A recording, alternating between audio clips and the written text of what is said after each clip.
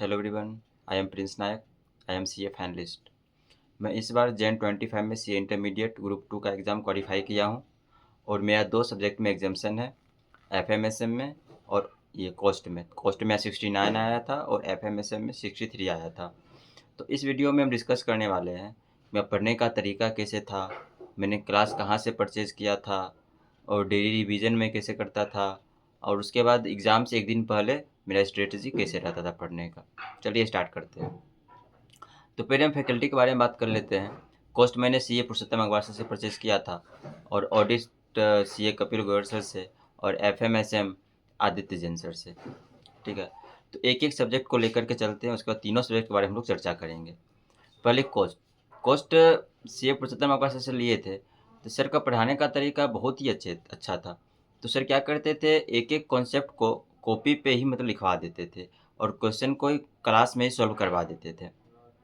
ठीक है, तो देखिए कोस्ट में आपको यदि पास होना है, एग्जामेशन लाना है, तो उसका एक ही मूल मंत्र है मेरे हिसाब से कि आपको प्रैक्टिस करना होगा। क्या है कि कोस्ट आप जब फर्स्ट टाइम पढ़ोगे तो उस टाइम आपको लगेगा क्या मतलब सब नया-नया है, कुछ समझ में नहीं आएगा। 1-2 लेक्चर तो पूरा ऊपर से जाएगा, ठीक है? लेकिन आपको पेशेंस के साथ सर का क्लासेस अच्छे से देखना है और जो भी सर करवाते हैं क्लास में अच्छे से उसको करते चल जाना है, ठीक है?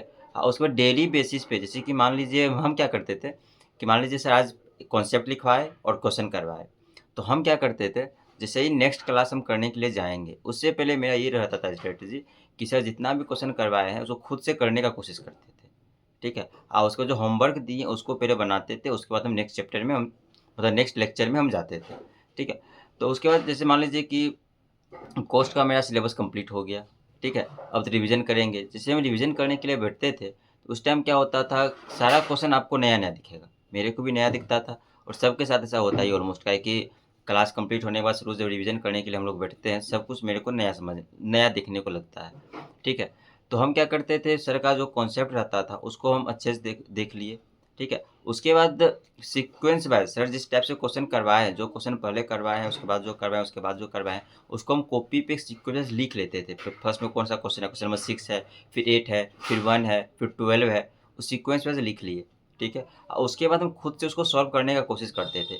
यदि क्वेश्चन खुद से सॉल्व हो गया, ठीक है? तो बहुत अच्छा बात है। यदि खुद से सॉल्व नहीं हुआ तो क्या प्रॉब्लम है, उसको डाउट में लिख कर के वहाँ पे ये कर देते थे।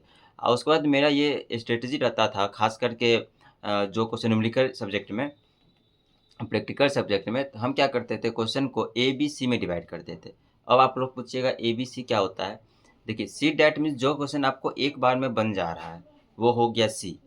और बी ऐसा क्वेश्चन रहता है ना कि जो हम लोग बनाते हैं, कोई एक पॉइंट ऐसा रहता है जो समझ में नहीं आता है, उसको हम क्या बी मार्क कर लेते थे।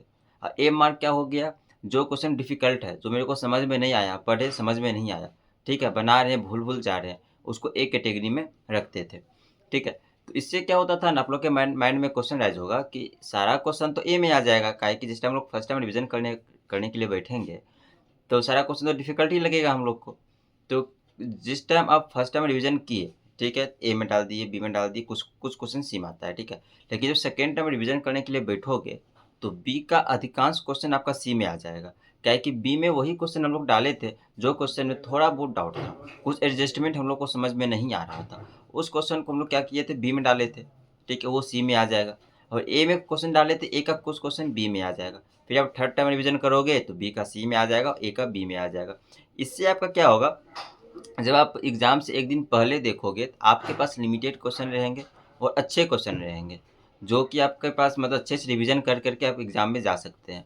और मतलब कि मेरे हिसाब से देखिए, सर जितना क्वेश्चन करवाए हैं, यदि आप उसको अच्छे से प्रैक्टिस कर लेते हैं, तो 90% क्वेश्चन मतलब जो क्लास का 90% क्वेश्चन एग्ज़ाम में आ जाता है।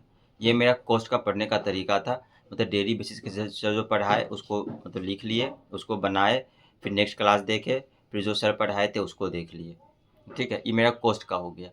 और उसके बाद ऑडिट में हम क्या करते थे कि सर जो चीज़ पढ़ाए, ठीक है? उसके बाद पढ़ाए तो कपिल गोयल सर क्या करते थे ना कि सारा क्वेश्चन याद करने के लिए नहीं देते थे। कॉन्सेप्ट क्लास में समझा देते थे, एग्ज़ाम्पल दे कर के कैसे क्या होगा, नहीं होगा, ऑलमोस्ट आपका मतलब अंडरस्टैंडिंग हो जाता है। लेकिन कुछ-कुछ मतलब क्या बोलते हैं पॉइंट है, आपको याद करना ही पड़ेगा। तो कपिल गोयल सर क्या किए थे ना, मार्क कर दिए थे कि कौन क्वेश्चन इम्पोर्टेंट है, मतलब आपको याद करना है, ठीक है? उस क्वेश्चन को मेरे को याद करना पड़ता था, और मेरे को सबको याद करना पड़ेगा, काहे कि एग्ज़ाम में जो आप याद किए हैं उसी को एग्ज़ाम में लिखना पड़ेगा, ठीक है? तो कपिल गोयल सर का एक बेस्ट पार्ट ये था ना कि जो क्वेश्चन याद करना है, जो क्वेश्चन रिपीटेड आ रहा है एग्ज़ाम में, उस पे एल मार्क करवा देते थे, दैट मीन्स इसको लर्न करना है, ठीक है? तो हम लोग क्या करते थे, इस मान लीजिए आज मेरा लेक्चर कंप्लीट हो गया, ठीक है? फिर शाम में क्या किए, जितना सर एल लिखे हैं सबको अच्छे से याद कर लिए और एक बार कॉपी पे लिख करके देख लीजिए, ठीक है? फिर नेक्स्ट क्लास क्या हुआ, नेक्स्ट क्लास सर फिर कुछ पॉइंट दिए याद करने के लिए, कुछ टॉपिक फिर याद करने के लिए दिए। हम क्या करते थे, जो पहले हम याद कर चुके हैं, ठीक है? जो पहले हम याद कर चुके हैं उसको एक बार रिवीजन करेंगे, ठीक है? उसके बाद जो नए पॉइंट मेरे को या नए टॉपिक मेरे को मिले हैं नए वाले, उसको फिर याद करेंगे, ठीक है? उसके बाद फिर हम आगे बढ़ते थे। ये मेरा हो गया ऑडिट का स्ट्रेटजी। अब ऑडिट के बाद हम लोग एफएम एसएम में आ जाते हैं, ठीक है?